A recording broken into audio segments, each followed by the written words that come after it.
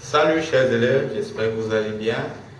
Alors je vous retrouve aujourd'hui pour une nouvelle notion portant sur un nouveau chapitre, à savoir la trigonométrie. Spécifiquement, ça porte sur la résolution des équations trigonométriques. Alors nous allons multiplier ici plusieurs vidéos parce qu'il y en a plusieurs types d'équations trigonométriques à vous montrer comment est-ce qu'on fait pour pouvoir les résoudre. Alors ce chapitre, la particularité c'est que la difficulté c'est qu'il y a beaucoup de formules et donc c'est pour ça que nous avons trouvé nécessaire de faire cette vidéo pour vous aider à chaque fois que vous ne rappelez pas pour une formule à regarder et puis que ça vous rafraîchisse la mémoire. Donc allons-y, nous avons préparé ici pour vous une activité que nous allons traiter. Vraiment c'est pour vous exposer les formules de base sur lesquelles se base la résolution des équations trigonométriques. Parce qu'après, ce qu'on fera, ce seront des choses un peu plus compliquées dont l'objectif sera toujours de ramener ça sur les formules de base. Donc sans plus tarder, avant de commencer la résolution de notre activité pour vous montrer comment est-ce qu'on fait pour résoudre des équations trigonométriques, nous allons d'abord faire un petit rappel sur des notions essentielles à maîtriser.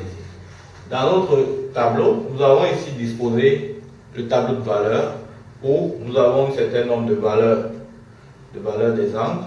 On demande de déterminer les valeurs de cosinus, de sinus et de tangente. Alors on en profite pour faire ce petit rappel pour que vous gardiez à chaque fois que vous allez regarder cette vidéo, que ça vous rappelle sur ces formules de base. Voilà, donc nous savons que l'angle de cosinus de 0, son angle c'est 1, le cosinus de 0 c'est 0, tangente c'est 0. Pour celui-ci, le cosinus de 10 ici, son angle c'est racine de 3 sur 2, le sinus c'est 1,5, tangente ça va donner racine de 3 sur 3.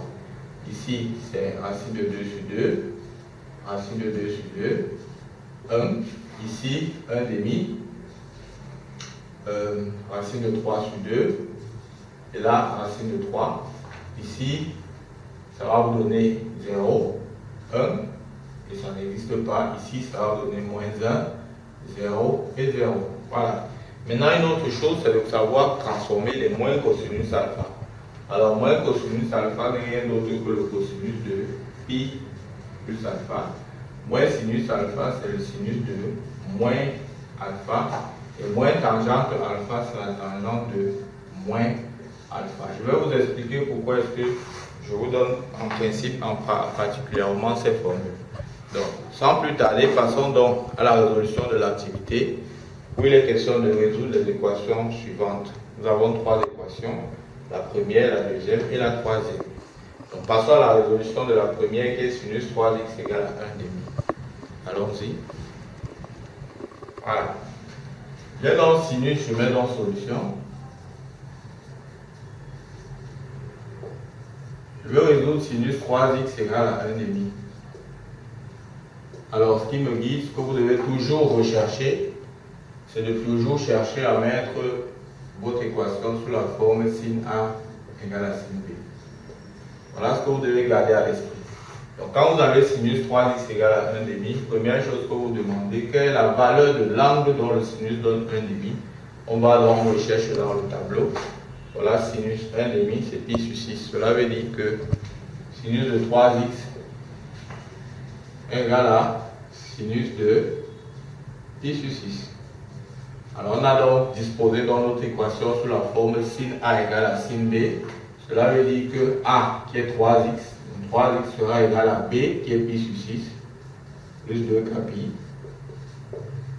Ou A qui est 3x sera égal à pi moins B.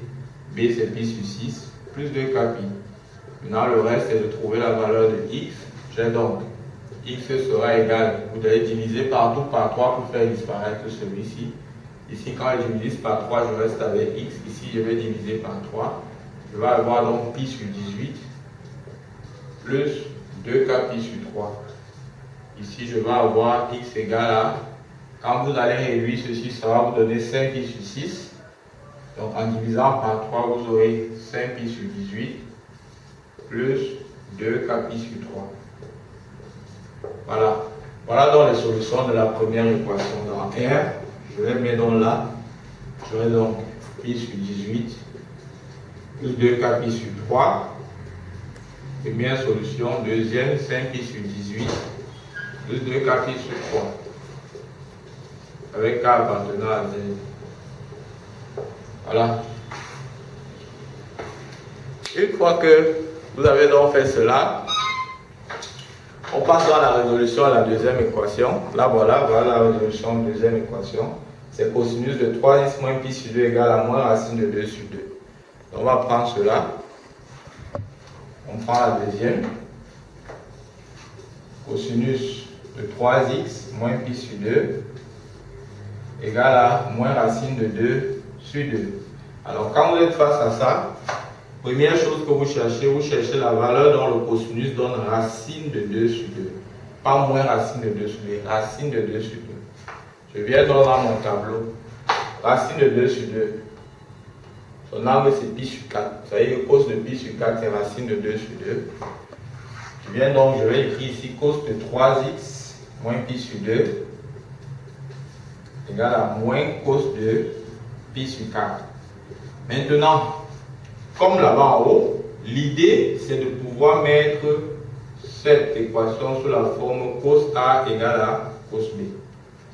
Cela dit, il faut donc faire disparaître ce moins-ci. Donc le moins cos de pi sur 4 doit être le cosinus d'un angle. Alors pour le savoir, vous venez ici.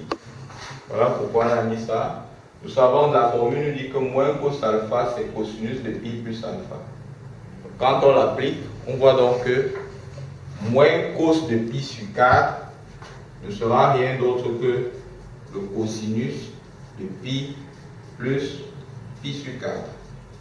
Soit cos de 3x moins pi sur 2 sera égal au cosinus de 5 pi sur 4. Et donc là, notre équation est donc mise sous la forme cos A égale à cos B.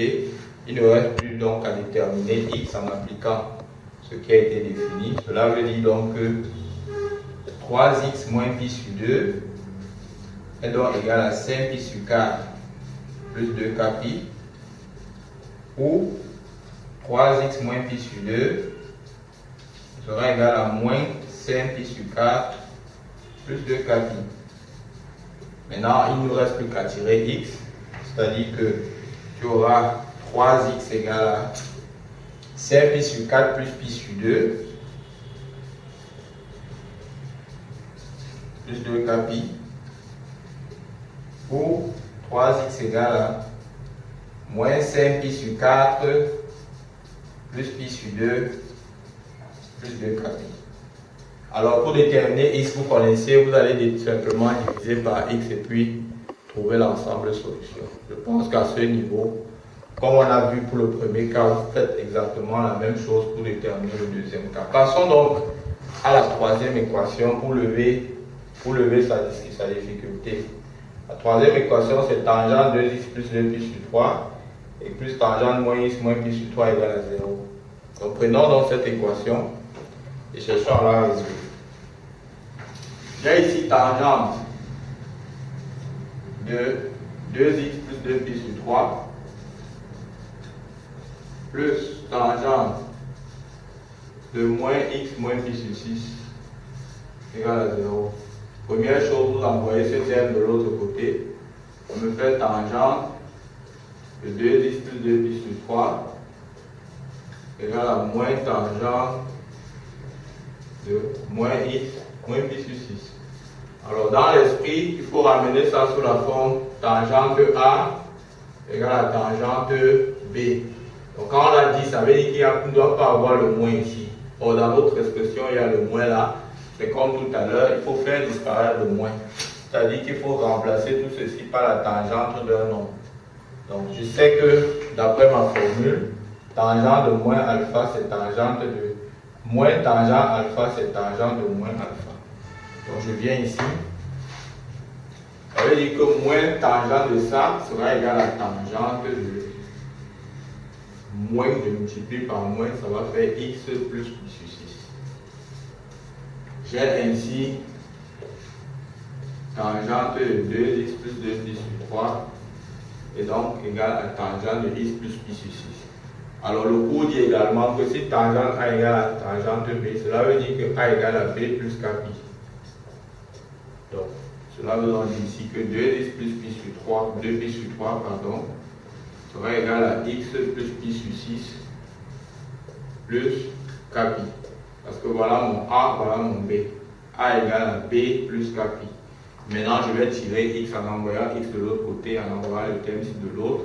Donc 2x moins x, ça fait x égale à pi sur 6 moins 2pi sur 3 plus kpi.